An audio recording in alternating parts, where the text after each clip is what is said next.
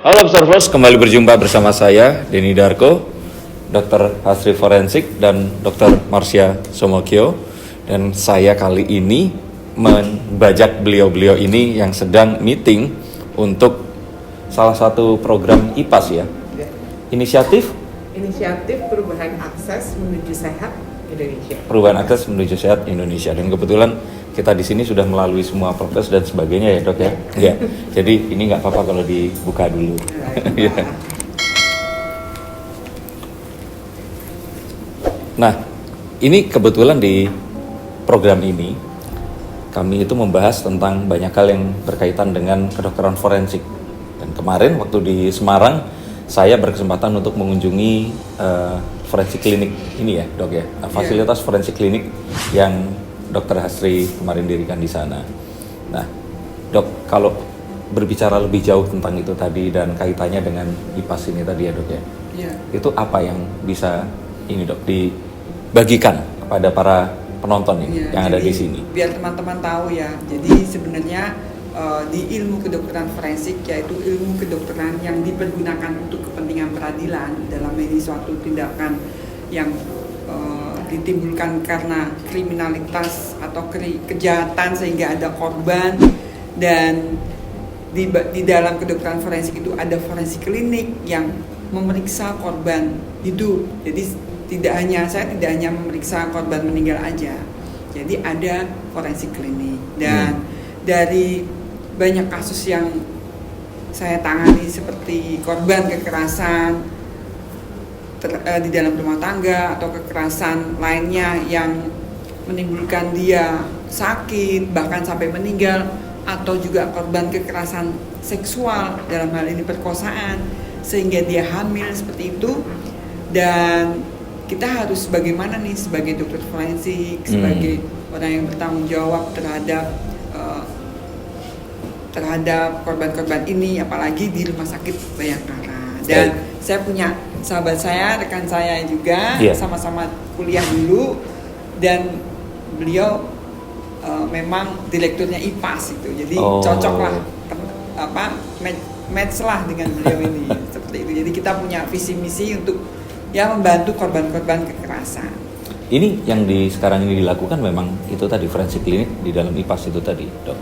Ya, jadi kalau dari perspektif IPAS yang kami lakukan adalah membantu memang rencana yang sudah dimiliki oleh Bu Hastri sebagai Karumkit dari Rumah Sakit Bayangkara tingkat 2 Jawa Tengah, yang ingin memberikan layanan kesehatan yang komprehensif untuk perempuan dan anak korban kekerasan, terutama kekerasan seksual. Ini menjadi penting karena sebenarnya angka kekerasan seksual di Indonesia itu kan cukup tinggi ya. Makanya kita sekarang sedang sibuk mendorong RUU PKS. Dan inovasi forensik klinik yang dibuat oleh Bu Hastri dan Rumkit Polri itu inovasi yang menurut kami itu sangat advance. Jadi kalau pernah suka lihat film Law and Order yang SVU, Special Victim Unit, betul. Itu jelas banget bagaimana ketika ada korban kekerasan, korban tuh ada layanan yang kemudian berpusat pada korban, semuanya didatengin, korbannya hanya tinggal ke rumah sakit, penyidiknya datang. Jadi korban kekerasan yang baru mengalami trauma, apalagi kekerasan seksual, itu gak harus ketemu orang banyak-banyak. Kalau saat ini kan di luar layanan yang sedang dibuat Bu Hastri di Rumkit Bayangkara, orang tuh harus datang lapor ke Polres dulu atau lapor ke rumah sakit dulu, dirujuk kemana lagi, penyidik nanti datang lagi ke Polres. Nah, layanan yang dibuat Bu Hastri itu model yang sangat one stop yang sangat inovatif, dan memang IPAS itu fokusnya adalah mendorong layanan-layanan yang inovatif sehingga kemudian bisa diadopsi, diangkat, dijadikan kebijakan oleh pemerintah Indonesia. Jadi sebelum ini tuh forensik klinik sebelumnya belum ada ya dok? Sudah ada, cuman memang masih fokus bila ada korban dia antar penyidik atau dia datang sendiri, kita periksa. Setelah itu kan kalau mau dikonsulkan ke rumah sakit lain, ke ahli lain. Ini jadi seperti kalau dulu ada toko kelontong nih, supermarketnya, datang semuanya tersedia di situ. Jadi berawal dari kasus-kasus yang saya alami dan saya sering komunikasi, sering diskusi sama Dokter Marcia. Terakhir kasus di Jakarta itu dia adalah korban kekerasan seksual dan dia selesai diperiksa kembali ke rumah ternyata dia hamil gitu kan. Dia hamil dan dia tidak tahu, datang ke klinik untuk melakukan aborsi. Lah ternyata klinik itu digerebek atau didatangi polisi lah, ditangkap termasuk dia, padahal dia ternyata korban perkosaan. Jadi kan kasihan gitu, seperti itu. Itu yang kasus terhadap perempuan, terhadap anak-anak, bahkan yang sejenis di Jawa Timur. Ya, jadi saya sebagai dokter forensik juga polisi diajak ke sana meriksa anak-anak itu di Polres, tempat yang tidak nyaman, tidak kondusif. Iya, dan saya harus cari psikolog untuk mendampingi anak ini. Iya, pasti berbeda ya dok dengan kita berbicara kepada orang dewasa aja. Kalau dia traumatik kan dia nggak bisa mengutarakan dengan mudah. Iya. Nah, makanya karena kita dari persahabatan dari kuliah dulu, memang satu teman kuliah aja, jadi komunikasi, connect lah, yuk kita bangun untuk Indonesia, untuk perempuan dan anak Indonesia. Tapi bukan karena teman kan dok, bukan nepotisme, tapi memang idenya ini kan memang breakthrough kan, sesuatu yang memang baik. Gitu. Iya, karena juga ini ya kan Undang-Undang Kesehatan Indonesia tahun 2009 itu sudah mengatur bahwa korban perkosaan itu bila mengalami kehamilan yang tidak diinginkan, karena pasti perkosaan yang tidak diinginkan, hamilnya pasti tidak diinginkan. Betul, dok. Itu sebenarnya bisa memperoleh layanan aborsi aman. Itu ada undang-undangnya, sudah ada peraturan pemerintahnya, tetapi memang belum banyak dilakukan. Dan Bu Hastri ini saya pikir yang pertama yang kemudian melihat bahwa layanan untuk korban perkosaan itu harus komprehensif. Kita mulai dengan mencegah dulu sebisa mungkin, karena kan memang ada cara mencegah bagaimana korban perkosaan tidak harus sampai hamil. Tapi memang harus segera ditangani cepat. Jadi selain forensiknya, selain visumnya segala macam, juga harus diberi layanan kesehatan. Misalnya kontrasepsi darurat supaya nggak hamil. Tapi kemudian layanan ini akan terus berlanjut, karena tadi kayak dibilang Bu Hastri, trauma psikologis itu nggak bisa cuma sekali, gitu kan? Dia perlu beberapa kali, dan juga ada layanan kesehatan yang lain. Jadi saya pikir yang dibuat Bu Hastri ini forensik klinik yang kemudian juga termasuk di dalamnya pelayanan kesehatan itu sesuatu yang baru untuk Indonesia ini, karena biasanya cuma berhenti sampai visum-visum. Betul. Dan ini menarik karena biasanya kalau kedokteran forensik, objek yang diteliti ini kan sudah meninggal. Nah, kali ini kan dia adalah korban kekerasan dan kriminalitas juga, tetapi masih hidup dan perlu banyak yang dirawat, nggak cuma secara fisikal tapi secara psikologi juga. Nah dok, kalau begitu berarti dia memberikan layanannya nggak cuma sekali datang, tapi untuk terapi pun setiap saat itu juga bisa dok? Bisa, kadang sampai home care mungkin seperti itu.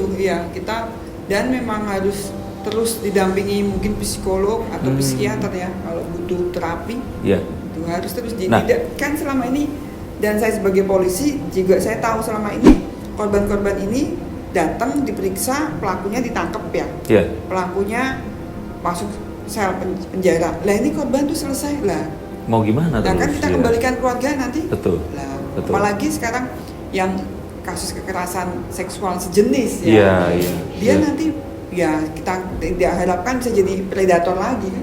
Seperti itu. Masalah lalu kan penyimpangan seksual atau pengalaman seksual pertama yang salah itu kan sangat mengganggu. Nah itu yang saya pikirkan, dan memang kita diskusi terus ini harus gimana kasihan korban-korban ini gitu. Betul dok. Nah kalau seandainya memang saat ini itu dibuat kemarin itu dan semua itu terjadi, ini berarti kalau nanti korban itu nggak harus datang ke kepolisian dulu ya.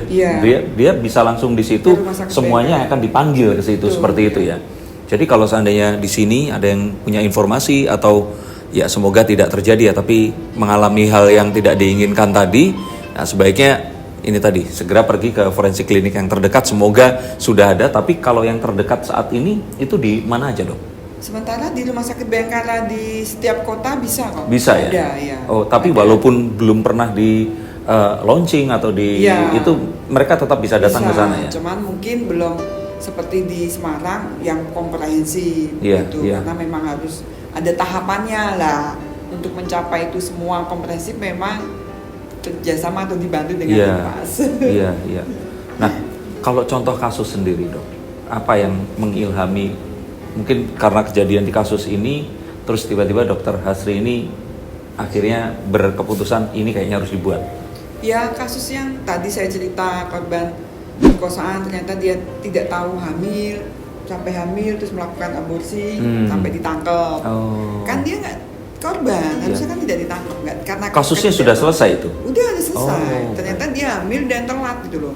Dan mungkin dari awal memang kita tidak ngasih dia untuk obat anti hamil ya, seperti itu. Jadi ternyata dia hamil dan tidak terpantau oleh kita. Kalau nextnya kan kita ingin terus apa sih yang dia alami, trauma healingnya bagaimana kan bisa tahu. Dan kasus yang di Tuban itu seperti itu. Yang Tuban boleh diulang? Yang di Tuban itu jadi kasus kekerasan seksual sejenis. Jadi total saya periksa itu di Polres Tuban sampai 18 anak. Jadi dia dilakukan kekerasan seksual lewat alat vital di belakang oleh pelakunya tuh bukan guru, satpam atau guru pencak silatnya. Gitu. Baik. Nah itu terungkap karena salah satu anak ngomong kok sakit anusnya seperti itu. Akhirnya kita digali orang tuanya lapor ke mana? Ke penyidik, dan ternyata si pelaku itu juga membuat video porno waktu melakukan kekerasan seksual itu. Nah itu terungkap, akhirnya saya sampai kasusnya di cyber di Mabes Polri. Saya terus diajak oleh teman-teman untuk memeriksa, karena kan seperti saya bilang polisi juga butuh alat bukti loh. Di kasus kekerasan seksual dalam hal ini forensik klinik juga harus dibuktikan untuk menangkap atau menjerat pelakunya. Karena kan tidak cukup hanya keterangan korban atau saksi lah, butuh petunjuk atau surat yang dituangkan di visum itu. Karena itu kasihan anak-anak ini, sampai saya meriksa di Polres, saya datang ke Polsek. Ada sekian banyak anak. Coba kalau di rumah sakit kan mudah kan? Dan orang tua kan pengennya itu cepat selesai agar mereka cepat dilupakan ininya semuanya. Kasus itu sebelum pandemi COVID, jadi masih baru. Jadi saya langsung ingin membuat apa sih yang membuat biar nyaman lah. Tapi kita tidak berharap ada korban sih. Dokter Malaysia sendiri waktu dengar ide ini apa waktu itu yang langsung ini kayaknya cocok dengan IPAS ini tadi, atau bagaimana dok? Ya, jadi memang keprihatinan saya masih ingat banget itu Bu Hastri itu kayaknya selain yang korban ada lagi kamu yang cyber grooming itu ya. Yang di Madura penjara. Pelakunya di penjara. Terus dia mengkloning medsos gurunya sebagai guru, terus mau melakukan tindakan anak-anaknya. SMP melakukan misalnya masturbasi. Itu dilakukan dari dalam sel penjara. Lewat. Jadi memang kekerasan seksual ini sudah nggak perlu harus hadir secara fisik, tapi kemudian secara cyber itu kita bilangnya grooming ya. Jadi pertama pura-pura jadi guru, terus nanti bilang jadi kemudian diminta untuk melakukan apapun. Jadi keprihatinan bahwa angka kekerasan ini cukup tinggi, besar, dan kemudian bagaimana kita mendorong si korban atau mendukung si korban itu kan niatnya Bu Hastri kan waktu itu juga Bu Hastri mikir ini yang meriksa anak-anak ini juga mesti dengan pendekatan khusus. Karena mereka juga nggak nyaman dengan orang asing. Jadi ide bahwa bagaimana bisa memberikan layanan kesehatan yang membuat korban kekerasan seksual anak perempuan itu nyaman, itu memang buat IPAS sendiri itu sejalan dengan visi kami bahwa kami ingin perempuan dan anak perempuan terutama dan juga anak laki-laki itu bisa sehat, terutama terkait dengan kesehatan reproduksinya dan punya kesejahteraan yang lebih baik untuk masa depannya, karena tadi mencegah dia juga menjadi pelaku kekerasan di masa depan itu penting. Makanya inisiatif kayak forensik klinik dan layanan yang komprehensif, tidak hanya layanan fisik tapi psikologis juga dipikirkan, legalnya juga dipikirkan, itu menurut saya penting untuk dibuat Modelnya. modelnya, dan kemudian bagaimana itu bisa direplikasi di lebih banyak rumah sakit terinspirasi dengan pendekatan Bu Hastri. Semoga, Dok. Nah, yang pasti pertama kali ditanyakan oleh orang-orang di sini ini adalah satu, ini otomatis identitas itu dirahasiakan ya, Dok ya. Mereka kalau mau lapor kadang-kadang mereka ini nanti malu, takut dan sebagainya. Nah, terus kedua, untuk biaya itu bagaimana dengan korban ini tadi, Dok? Memang kalau di kepolisian khususnya di Rumah Sakit Bayangkara kita ada untuk penanganan itu. Jadi memang ditanggung oleh negara. Asal memang kasus ini ada laporan polisi, bahkan untuk nanti pemeriksaan DNA. Bila membuktikan mungkin ini anak siapa, korban itu ditanggung oleh negara. Itu mahal loh DNA. Iya, itu udah tanggung. Dulu saya sering waktu sebelum di Jakarta, waktu dulu banget itu ya kadang kasus-kasus itu kita kirim pemeriksaan DNA-nya ke Jakarta dan memang ditanggung oleh negara. Karena dia melaporkan di polisi, ada dasar laporan polisi. Baik. Nah, program yang akan dijalankan ini berikutnya kalau yang sinergis secara langsung dengan IPAS ini apa, Dok? Boleh nggak dibongkar sedikit? Boleh. Jadi pertama kita akan mendukung bagaimana fasilitas kesehatan instalasi forensik klinik ini.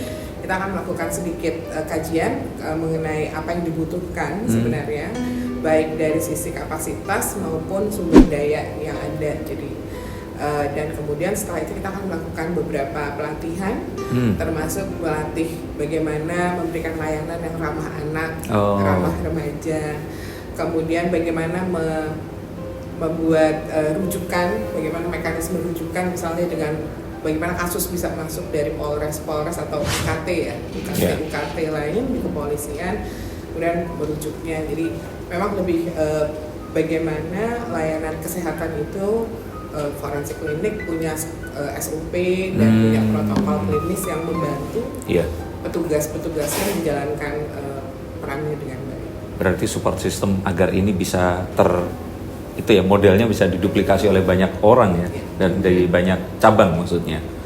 Oke. Nah, Dok, apa yang kira-kira yang terbaru ini nanti, atau mungkin dari forensik klinik itu, atau mungkin tantangannya apa selama ini, Dok? Tantangan kami itu ya saya sekarang sebagai kepala rumah sakit dan kadang juga sebagai expertnya untuk memeriksa langsung. Tantangan kami itu yang membuat masyarakat percaya kalau kami memang tulus dan bisa membantu mereka sampai selesai, bahkan sampai trauma healingnya seperti itu, karena berat ya kalau menjadi korbannya, apalagi keluarganya. Dan saya ingin jangan takut atau ragu atau malu datang ke polisi atau polres terdekat atau langsung ke Rumah Sakit Bayangkara. Dan saya pikir pastilah kami bantu sampai selesai itu aja. Dan kepercayaan masyarakat itu yang penting bagi kami. Baik. Kalau Dr. Marsya, apa yang kira-kira masyarakat ini harus tahu lagi selain apa tadi yang sudah disampaikan? Ya, saya pikir seperti yang sudah disampaikan oleh Bu Hastri.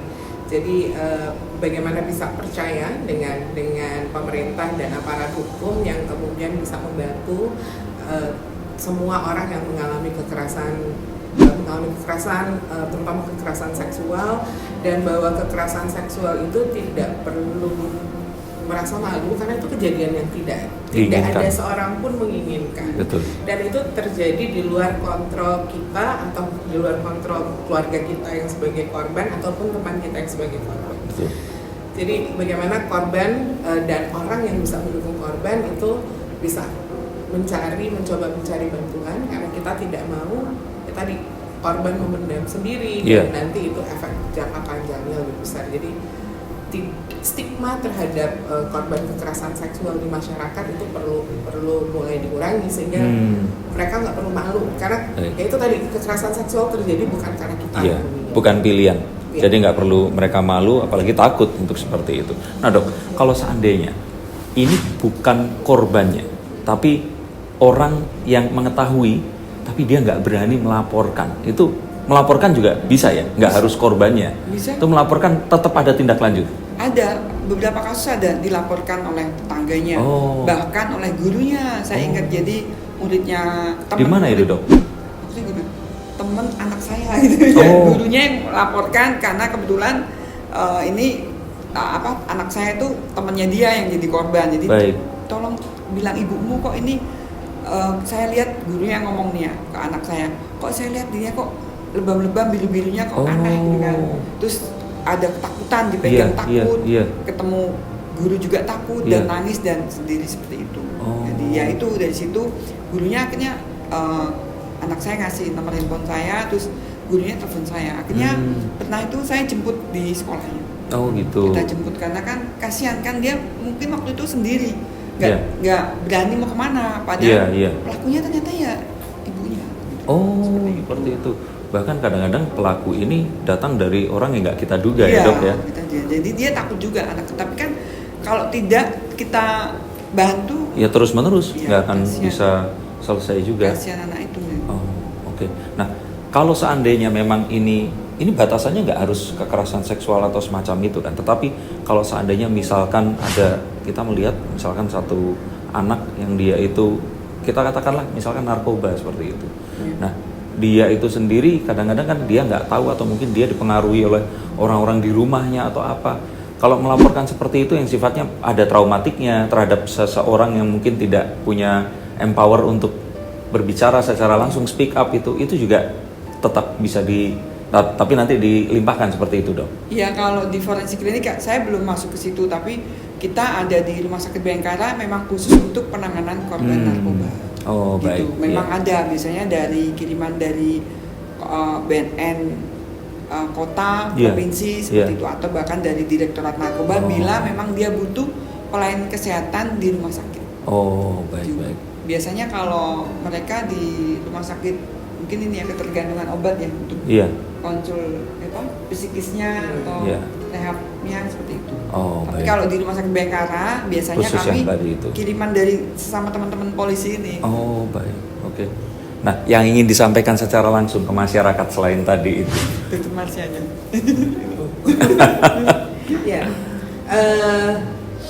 Ya bahwa kekerasan terhadap perempuan dan anak dalam bentuk apapun, dalam bentuk fisik, dalam bentuk kekerasan psikologis, kekerasan seksual itu ada di masyarakat, banyak, angkanya cukup tinggi, sehingga itu sebabnya kita sedang mendorong adanya RUU untuk penanganan kekerasan seksual. Yang diharapkan adalah masyarakat juga bisa lebih responsif ketika melihat atau karena tadi pertanyaan ini bagus banget. Kekerasan itu delik pidana ya, dia bukan delik aduan. Jadi memang siapapun yang melihat kekerasan dan kemudian ingin melindungi korban bisa melapor. Dan saya pikir lewat Dokter Hastri itu jelas ada, dan tadi soal pembiayaan, menurut saya sangat mengapresiasi kepolisian yang kemudian punya komitmen untuk termasuk komitmen pendanaan bagaimana membiayai untuk korban kekerasan ini mendapatkan pelayanan yang baik untuk pelayanan kesehatan fisiknya maupun pelayanan psikologisnya yang untuk jangka panjang itu luar biasa, sehingga memang mari kita tidak mentolerir lagi kekerasan yang terjadi dan kemudian juga proaktif ketika melihat kekerasan untuk sehingga korbannya bisa mendapatkan pertolongan lebih cepat. Baik dok. Bu Astri, sampaikan apa Bu? Apa tadi udah lagi? Enggak, maksudnya untuk masyarakat yang ada di rumah. Iya, untuk masyarakat ya tadi selain kebutuhan dari masyarakat untuk kami sebagai pelayan kesehatan juga, aparat penegak hukum juga. Jadi ya biarkan kami bisa membantu korban-korban ini dengan baik dan selesai dan benar-benar sembuh ya lahir batin gitu. Seperti itu. Karena traumatiknya pasti berat. Jadi saya inginkan seperti itu. Jadi jangan takut kepada teman-teman datang ke Polres terdekat atau ke Rumah Sakit Bayangkara yang ada di kotanya. Baik. Dan ini penutup dari saya. Mungkin ada banyak pertimbangan saat mungkin kita merasa mengalami hal itu atau melihat orang lain. Takutnya satu, kalau misalkan kejahatan yang lain itu kan pagarnya itu sudah jelas. Nah, kalau kejahatan seksual itu kan orang susah untuk mengetahui, terutama kalau anak-anak ini kan karena mereka masih kecil, mereka nggak tahu pengetahuan bahwa itu salah gitu. Nah, kalau seandainya memang ada keraguan apapun, sedikit pun lebih baik tetap melapor ya. Dan identitasnya akan dirahasiakan. dan saat melapor kalaupun ternyata itu bukan juga tidak akan jadi masalah ya. Mendingan malah lapor tapi salah daripada nggak lapor tapi ternyata hal itu terjadi. Karena yang saya lihat itu biasanya berlangsung nggak cuma sekali dua kali tapi menahun dan memakan korban banyak sekali. Jadi rahasia tadi mohon maaf Mas Denny, Iya. tak tambahin dikit, Iya, saya langsung ingat. Jadi masyarakat juga harus tahu kalau ini memang rahasia dan semua hasil pemeriksaan saya itu saya hanya menyampaikan ke penyidik. Iya. Tidak ke pengacara, tidak ke keluarganya, semua hanya ke penyidik karena ini udah masuk mungkin dari laporan polisi karena hukum, termasuk visum korban meninggal dunia juga, apalagi ini korban itu semua ke penyidik. Jadi kerahasiaannya pasti dijaga. Jadi kalau yang sudah meninggal aja rahasianya dijaga oleh Dokter Hasri, apalagi yang masih hidup dan bernyawa ini pasti akan dibantu ya dok, semua trauma hingga pulih kembali. Oke. Terima kasih sudah menonton konten ini, semoga tadi menginspirasi. Dan sekali lagi, kalau ternyata masih takut melapor atau apa, silahkan komen di bawah sini. Nanti mungkin Bu Hasri akan bisa membantu untuk menindaklanjuti, untuk dihubungkan dengan pihak yang berwajib di tempat yang terdekat dari lokasi kalian semua. Terima kasih sekali lagi, terima kasih Dr. Hasri, Dr. Marsya, dan tetap saksikan konten-konten dari Jurnal Forensik karena di sini kita semua akan belajar bagaimana menganalisa sesuatu, dan yang paling penting di sini pesannya adalah jangan berasumsi sebelum mencari bukti. Salam Forensikers.